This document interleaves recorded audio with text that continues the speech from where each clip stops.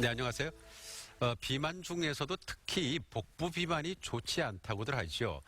그러면 이 복부 비만은 정확히 어느 부위의 비만을 말하는 것이고 이게 또 왜 좋지 않은 겁니까? 복부 비만이란 거는 복부, 배에 과도한 지방이 축적되는 거를 말하거든요. 근데 이 기준이 있어요. 한국인 기준으로 허리 둘레가 남자는 90cm, 여자는 85cm 이상이면은 복부 비만이다. 이렇게 규정을 합니다. 근데 이제 이 복부 비만은 특별히 이제 피부 바로 밑에 있는 피하 지방이라는 거하고 그 안에 장기 안에 끼어 있는 이 내장 지방이라는 게 있거든요. 근데 이제 대부분 복부 비만이다 하면은 내장 지방을 의미합니다. 근데 이 내장 지방이 왜 뭐냐? 이 내장 지방이 있으면 인슐린이라는 거에 영향을 미쳐요. 그렇게 하고 또 염증 물질이 거기서 나와요, 직접적으로. 그렇기 때문에 이제 사람이 고혈압, 당뇨, 고지혈증 이런 각종 대사 질환하고 심혈관계 질환이 이 복부 비만 때문에 훨씬 유발되는 경향이 높죠. 그래서 복부 비만 안 좋다 이렇게 이야기를 하는 거죠. 예. 그런데 이 어린 시절의 비만이 성인 비만으로 이어진다고 들었습니다만은 이 소아 비만의 기준은 어떻고 또 실제로 성인 비만으로 이어지는지 또 이어진다면 이게 왜 그런지요? 그 애들 자랄 때 성장기에 체중이 이 키에 따라서 평균을 내놨거든요. 얼마 정도 나가라. 그거보다 평균보다 자기가 20% 애가 더 나간다. 이러면 소아비만으로 보거든요. 근데 이제 소아비만이 왜 중요하냐. 통계를 내보니까 소아비만은 성인으로 이어지는 확률이 75에서 80%. 그러니까 이렇게 확률이 높다. 근데 이제 우리가 또 과학적으로 이렇게 보니까 소아 시기에 살이 찌면은 이 지방이 세포 숫자가 증가하거든요. 그런데 이 지방세포 숫자 증가하면 지방세포가 몇 배까지 커질 수 있냐면 20배까지 커질 수가 있어요. 그러니까 이게 애 때 이제 소아 때 지방세포추가 늘면은 성인 돼가지고 진짜 자기는 조금만 먹어도 남들보다 살이 더 많이 잘 찌는 거죠. 빠지지도 안 하고. 그런데 이게 이제 정말 문제가 되는데 이렇게 한번 지방세포 숫자 생긴 게 뭐 다이어트 한다고 주냐? 절대 안 없어지거든요.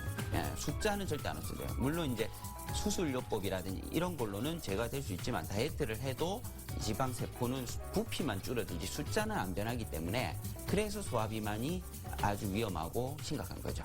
네.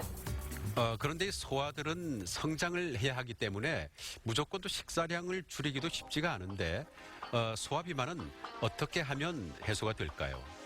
그러니까 우리가 이제 비만을 좀 치료하자 이러면 무조건 좀 덜 먹어야 된다. 식사량 줄여야 된다. 이런 그 오해가 많이 있는데 일단은 뭐 병이 기저질환이 있어가지고 비만한 거를 일단 제외하고 일단 소아비만에서 중요한 게 제가 볼 때는 체질에 맞는 건강식단이거든요.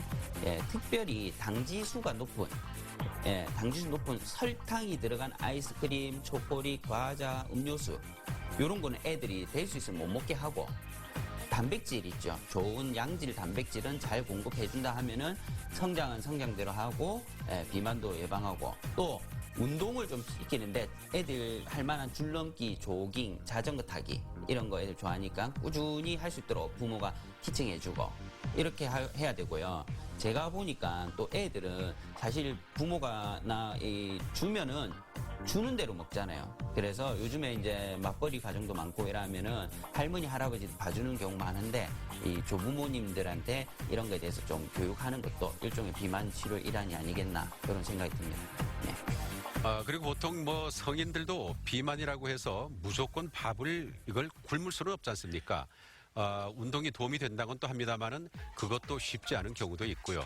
자, 이런 경우에 비만 치료를 어떻게 하면 도움이 되겠습니까?